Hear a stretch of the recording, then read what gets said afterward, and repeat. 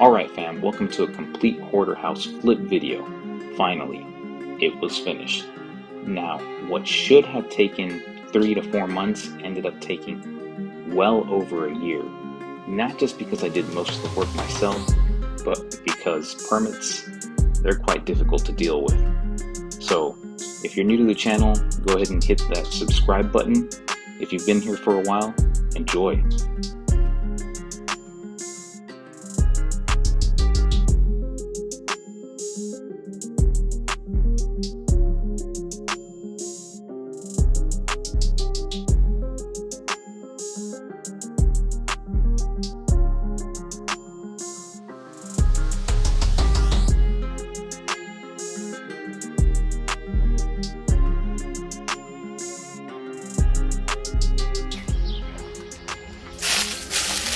It has termite damage, so in order to preserve the carport, I'll have to take it down.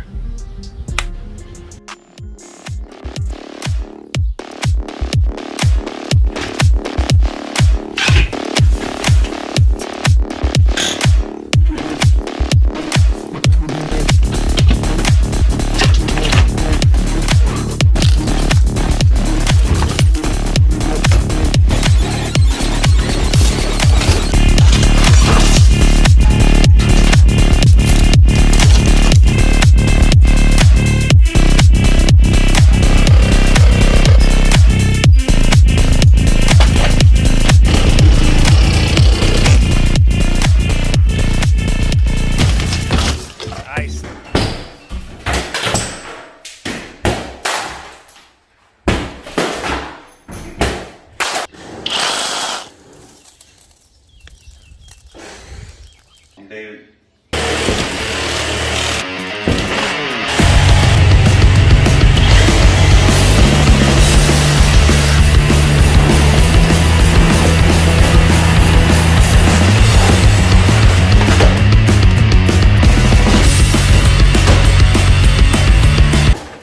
Look at this. That's ridiculous. Cut that off the box, off the stud. You can hang it and put it to the side.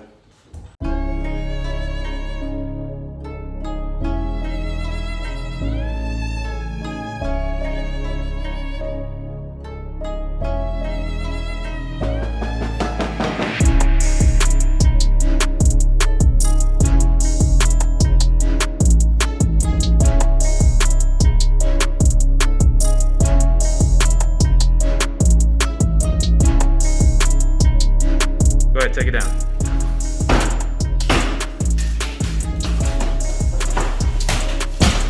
Here, these are drywall screws. Don't do this.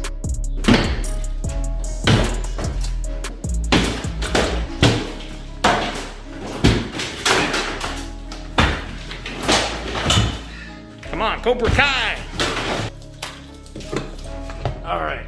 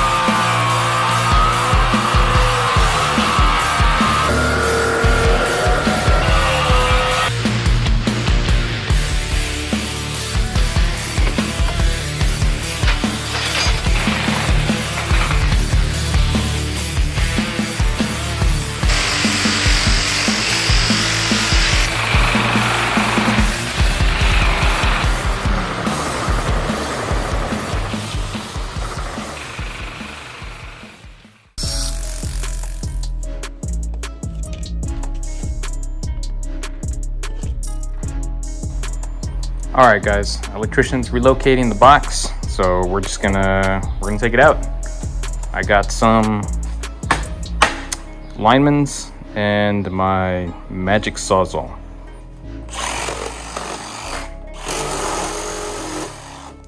All right, let's get the linemen's. Let's cut as many of these as we can. Linemen's have a place in your tool bag. And no, none of these wires are live. I had the electrician give me a temporary work box. Oh man, forget this.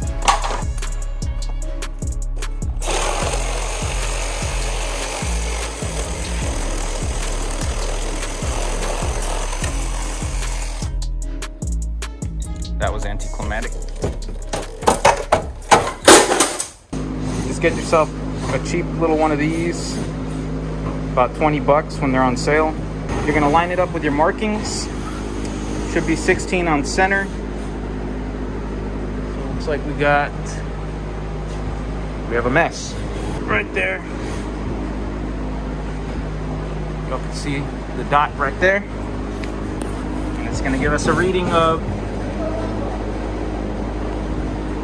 92 5/8. Got to make our cut 92 5/8, and it'll fit at each and every single marking.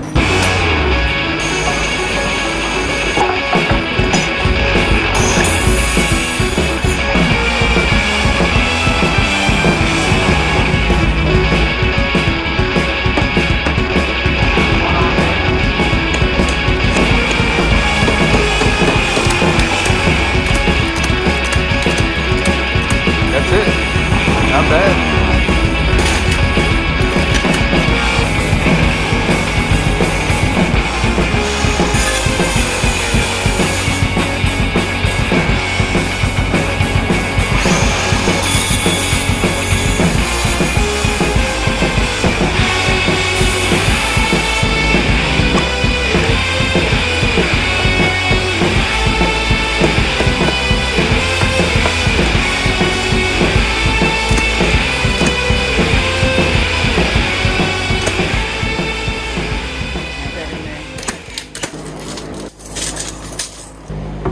Nail it down.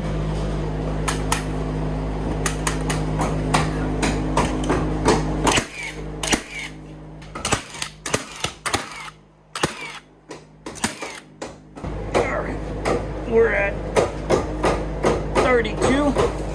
The opening should be 31 and a half, but 32 gives us a little room to play with. Fits rough opening 32. And if you check the door, about 31 and a half. Boom. And always use a square for your cuts. Like David here.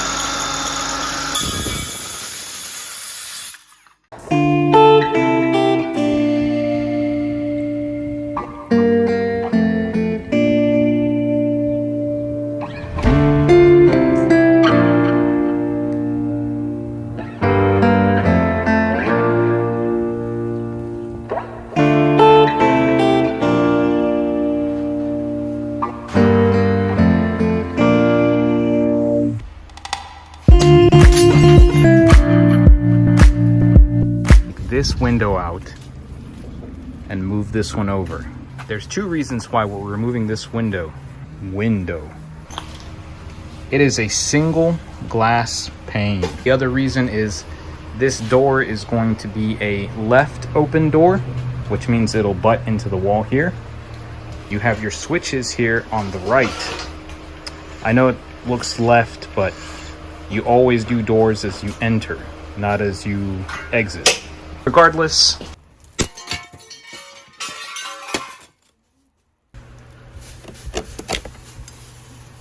look at that. I like to use GRK fasteners. They are rated for outdoors, pressure treated wood, all that good stuff. They are panhead, they're flat, they'll pull your window flat to your framing. There's our hole.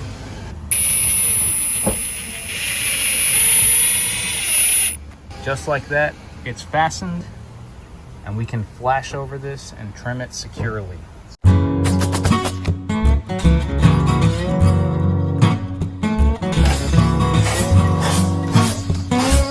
work on extending the patio outside. He's using this drywall lift right here. We should be up for electrical soon. And there's finally a use for this rafter hook. Fits pretty decently too, 2x6. Alright guys, I'm still missing 2 posts there. All that's anchored into the concrete, brand new concrete.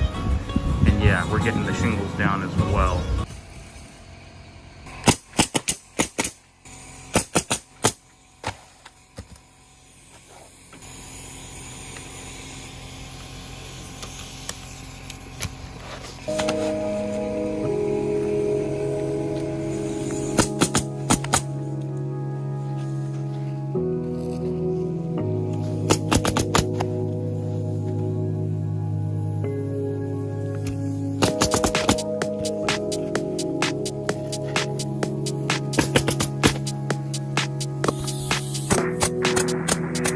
About to rain, and that's why I pay these guys. When you nail in your shingles, you're going to drop in 4 or 5 per shingle. You're going to make sure you hit this side. It's got a special glue that seals up the nail hole. It'll be on the top of the white line. Usually these are 30-year architectural shingles.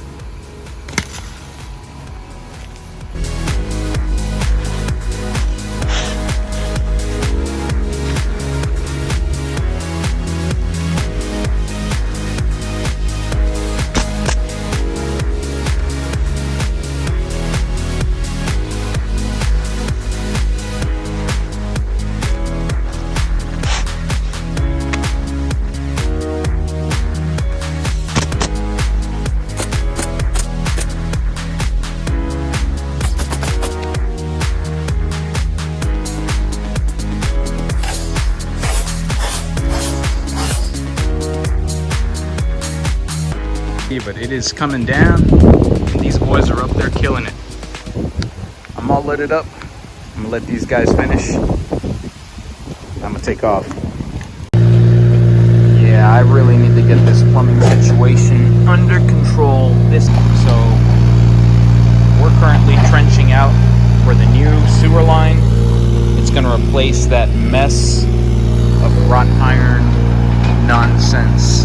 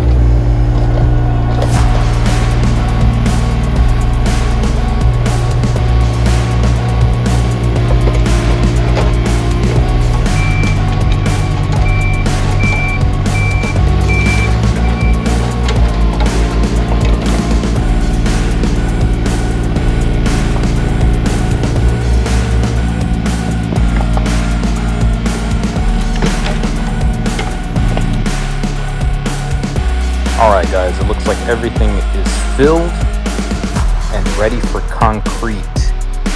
Here we've got a 4-inch slab. You need a special type of gravel that my concrete dudes acquired. That is according to code. So I'm looking forward to that. I'll be able to finish tiling in there and see how much has been trenched out. My goodness. Oh no! Yellow caution tape. My enemy. Look at that big, beautiful sewer line. You know what? Let me hop in there just so y'all can get a better look. What is this garbage? Oh no! Cuidado!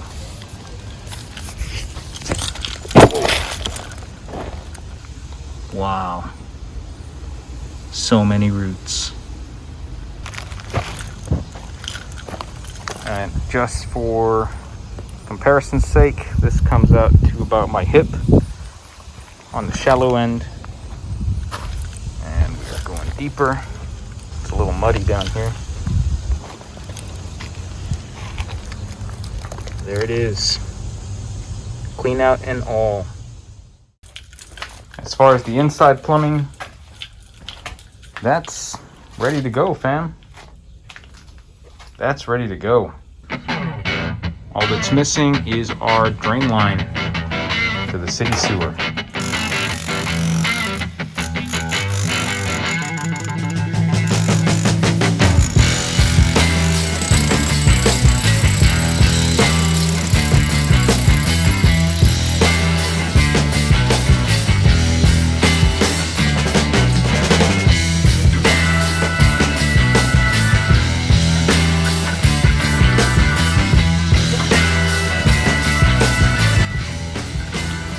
All right, guys, so plumbing is complete at this phase on the plumbing.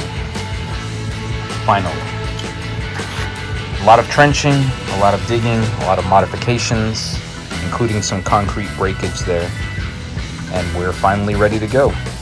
This will all get backfilled and topped off with some concrete.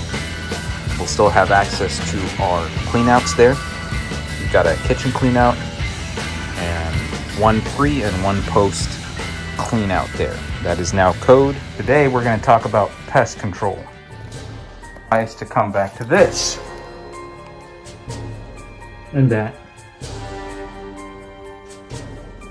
A lot of this. A whole lot of that.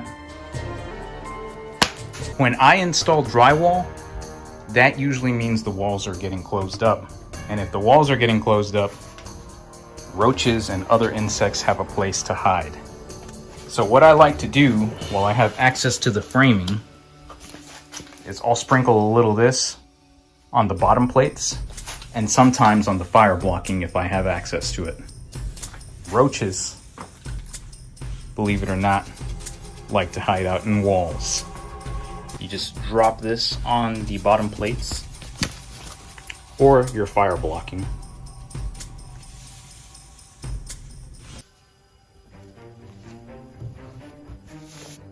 Keep in mind, I do not suggest you do this around air conditioning or any place where you might be venting, such as a laundry utility closet.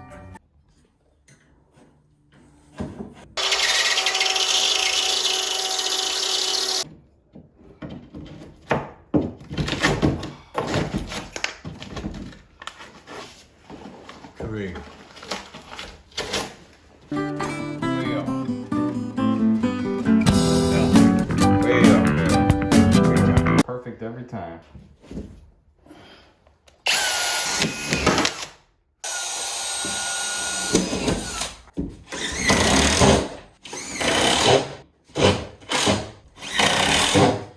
You want to make sure your 2x4s are clear of any nails or screws. In remodels, that's super important because sometimes you'll miss stuff. So what I like to do is I like to take my hammer and run it down the 2x's. You'll feel if you've got anything like that. I definitely would have missed that. If it's not free and clear of screws or nails, you'll get a big lump, and that's just a big pain in the butt to deal with later. This on the drywall. It's really simple to get your 1/2-inch drywall.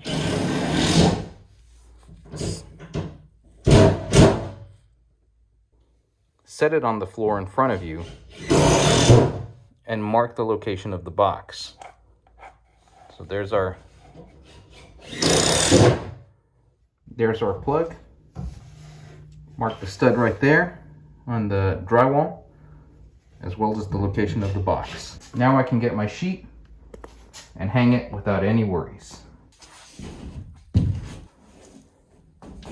And then when you have a gap like this that the 1/2-inch drywall just won't cover, grab yourself a crowbar. Slide it into place somewhere around the middle. Put your sheet into position and use the leverage to your advantage.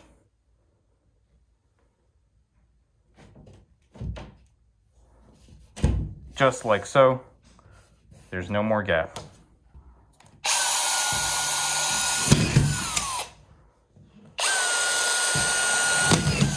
Now you'll want to either grab a drywall blade or my favorite, a cutout tool.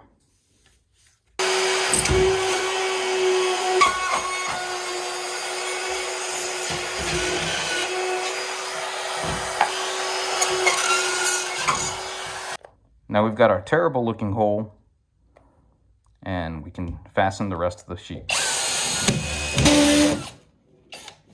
Ouch.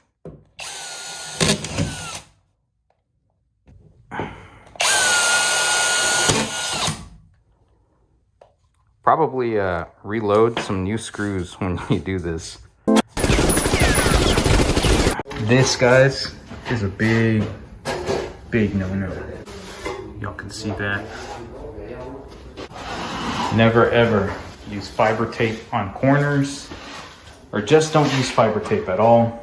It is what amateurs use. Corners, you require a corner bead made out of metal or plastic. I can highly recommend these. They do not bend like the metal ones, and you can cut them with your snips.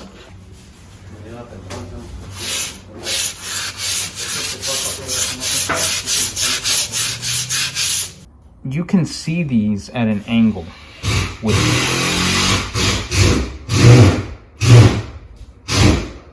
oh my god. With decent lighting, you can see these at an angle. This will show up after you throw your texture and paint, and that will look atrocious. This does need a bit of a pass. This as well. If you guys can see, the skim coat is so thin that you can literally smooth it out with your fingers.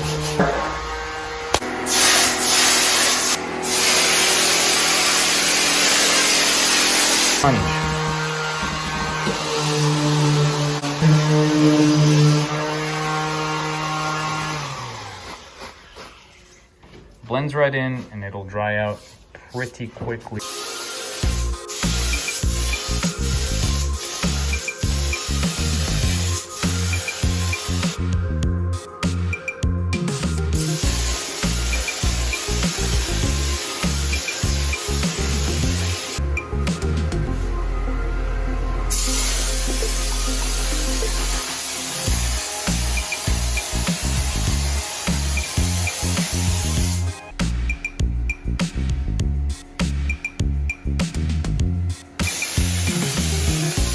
Clean the blade after every pass. Every wall, or if it's a large room, I'll clean the blade after a half wall.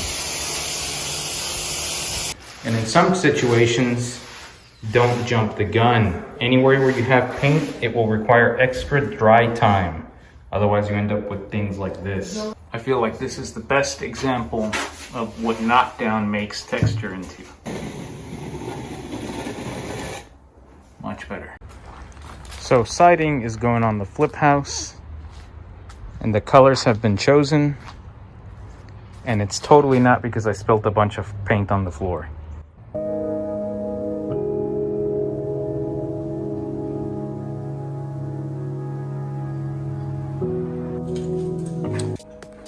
Alright guys, we're putting in some doors today, quick and dirty.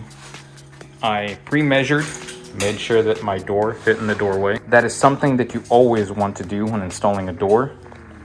Next, I installed my spacers.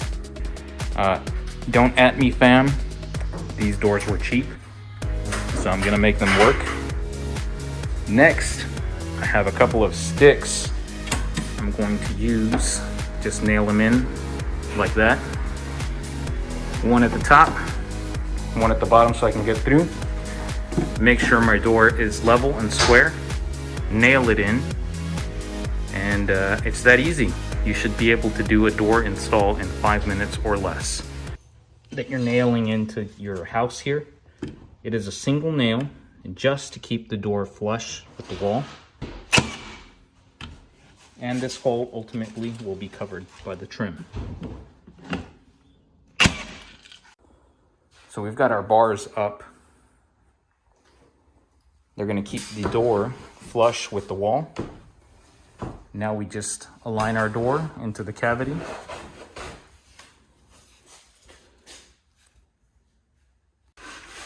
Now this is super important because these are going to keep your door flush with the drywall, just like that. So once you have it leveled, you can go ahead and drop in your nails.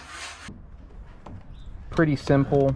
Right now I'll be trimming a door, and all that requires is 45s. You just measure or mark and cut. Always cut a little outside the line. You can always take some off, but you can't put it back on.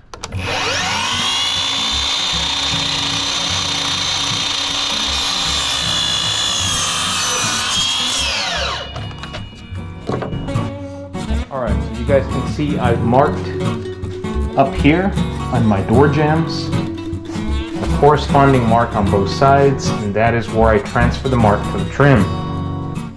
Doing it this way, you really don't have to measure. It's pretty foolproof, idiot-proof, whatever. A lot of door jambs will actually have a recess for the trim. This, however, does not, so you've got to just eyeball it or measure and split the diff. Make sure we get our gaps correct. Go ahead and wiggle the molding as you work your way down, making sure that the reveal is identical all the way down. Here's another little tip when you're cutting molding, for door casing anyway. If you are up to an eighth inch short on your cuts, just lift the piece. That's only on the left and the right side. It does not account for the top side. You want to be as precise as possible with the top side.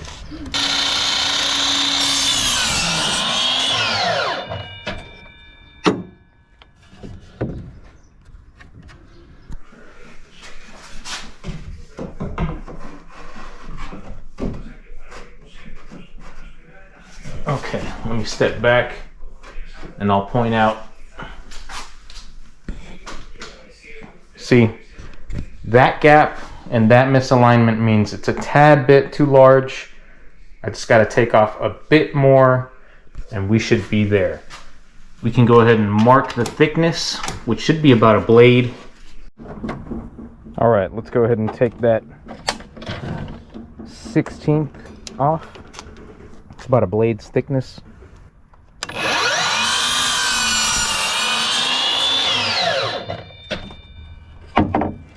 Nice and sharp corner.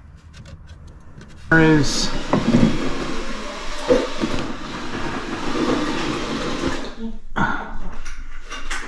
okay, let's check, see if we cut enough off there. It's on there. We have minimal gapping, but that's really due to inaccuracies on the saw. All of the coves and grooves line up. We have a pretty tight fit. All that's left is to nail it in, nail our edges in, and this will get covered by copper.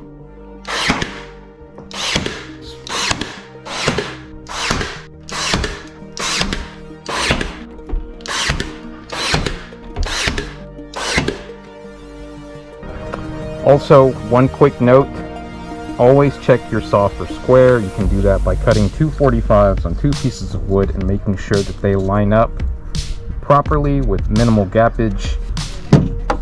All right, here's a better way to see. We've got a light, and you guys can see the light right through the gap. Now, there are some reasons for this. The main reason is going to be the play on the saw. You guys can see the shake. It's minimal, but when you're cutting, it will give you those gaps. Then you add your trim, and you've got yourself a door.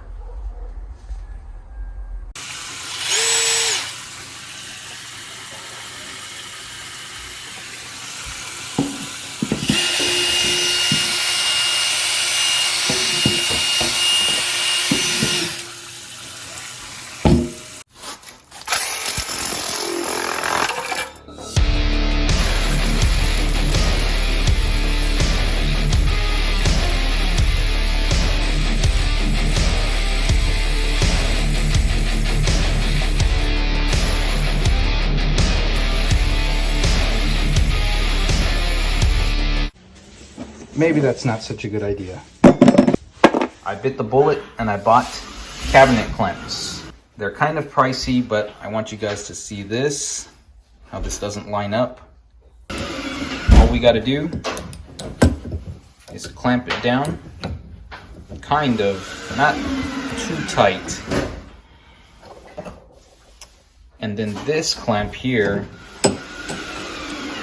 aligns the cabinets. Watch this. It's my favorite part. Look at that. That is an amazing time saver. Maybe a little. Clamps come with a preset hole for your pilot bit.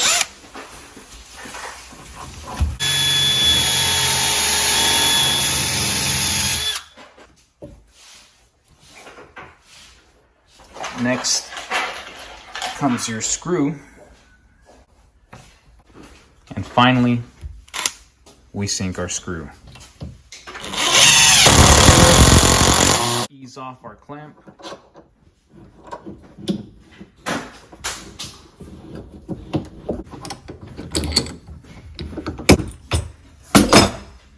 And we've got perfect cabinets. Pretty simple, screw fits every time. Quite nicely, especially when you use a countersink. No fuss. We are tied into studs. We are level.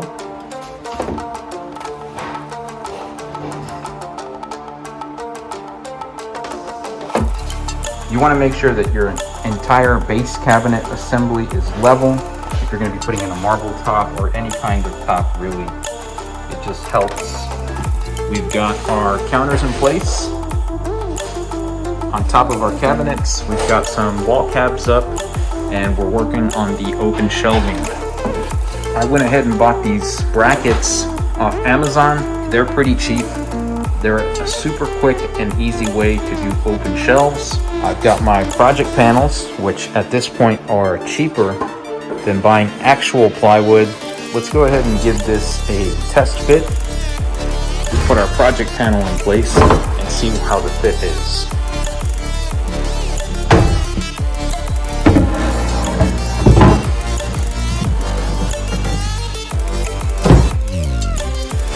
It's a snug fit, really nice. I've got another project panel here to cut. I've already pre-marked. I'll be using my Bosch circ saw. Let's get this cut done and test that fit as well.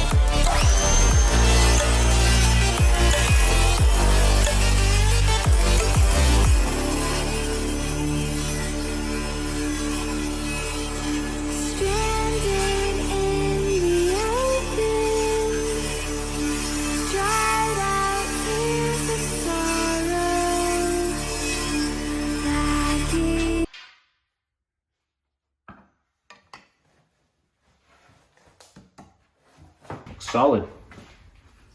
You might have to take some off here, but the top looks great. Golden on that one. Excellent. So everything is looking good. We're gonna paint those. We might round over these edges. Haven't decided on that yet, but that's gonna go ahead and wrap the kitchen. All right, fam, we're back at the flip. We've got inspections coming up. So I need to inspect everything, find out what still needs work, what's good to go, where we go from here.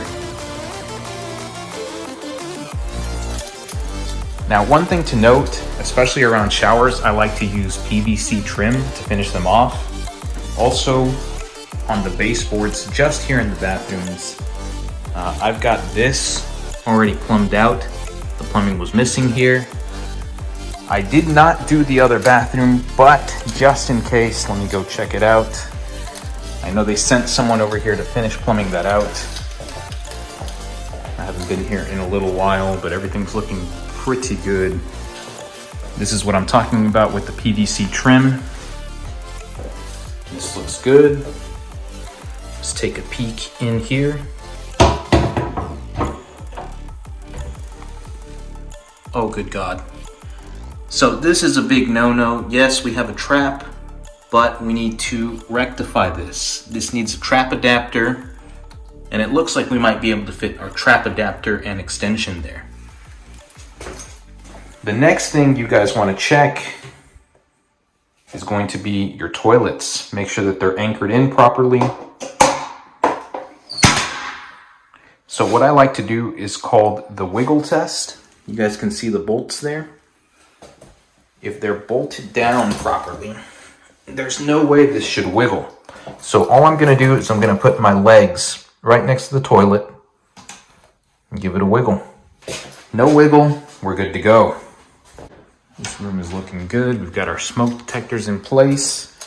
If those are not in place, you will not pass inspection. So make sure they're ready to go. We've got all our necessary fire detection equipment in place. We've got our recessed lights in place. We're just waiting on electrical to come and finish up. We're missing breakers. We are missing the plastic cover to this. Those are the washer connections. I didn't check this toilet. Let me give this a quick check.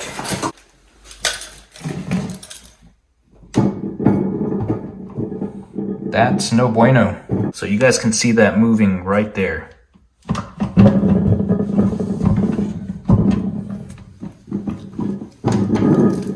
And you guys can hear it. So, since those bolts look completely tightened down, let's check the other side. I'm gonna have to remove the toilet and make sure that the flange was fastened to the concrete. A lot of times that step gets overlooked and you end up with wiggly toilets. Now our kitchen is done. I think I'm just missing the faucet install, which I will take care of in a minute. And we're good to go. Open shelving, cabinets in place, butcher block on the left. I would have really liked that over there, but you work with what you've got. We're missing a light fixture up there, up here as well, and over there. All of our windows are cased. We've got our trim in place. By the way, if you go back to the original video, you guys will notice that this 6-inch trim was originally shiplap siding that was all over this room. I took that off, I saved it. We shaved off the tongue. It makes fantastic, free, big ass. All right, guys, we are back at the flip one final time. We are closing on it today, and it'll soon be somebody else's problem. Changes that were done in the front, very minimal. I added these posts. I extended the covered patio. We made all of this flat. Huge concrete slab was poured. All that pre-existing stuff is gone. I will insert a clip of what it used to look like now. So you guys can see, pretty substantial change. New door, new windows.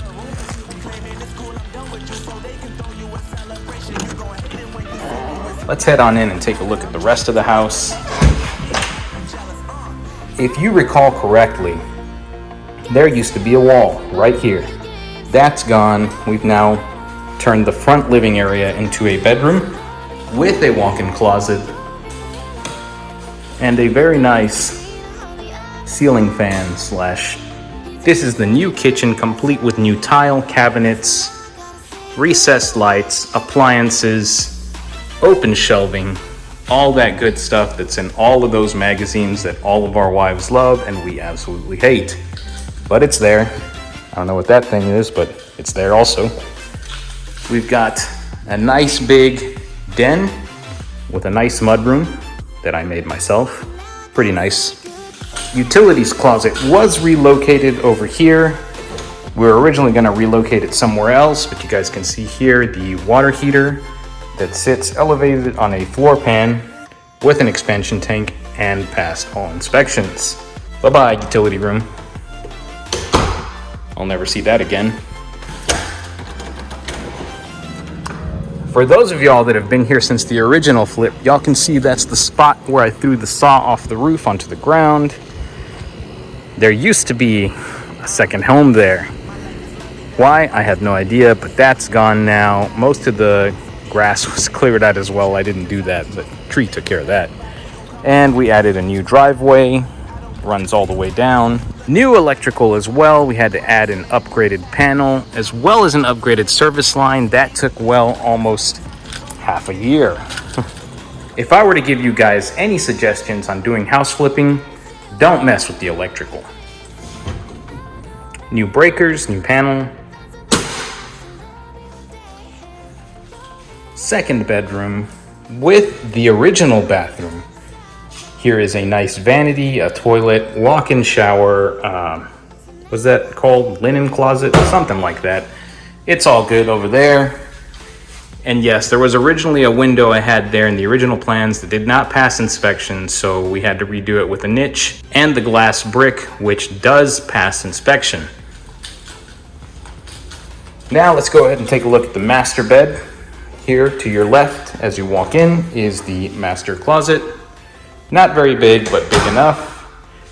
Couple of windows. There used to be, I don't remember what that was, but now it's a window.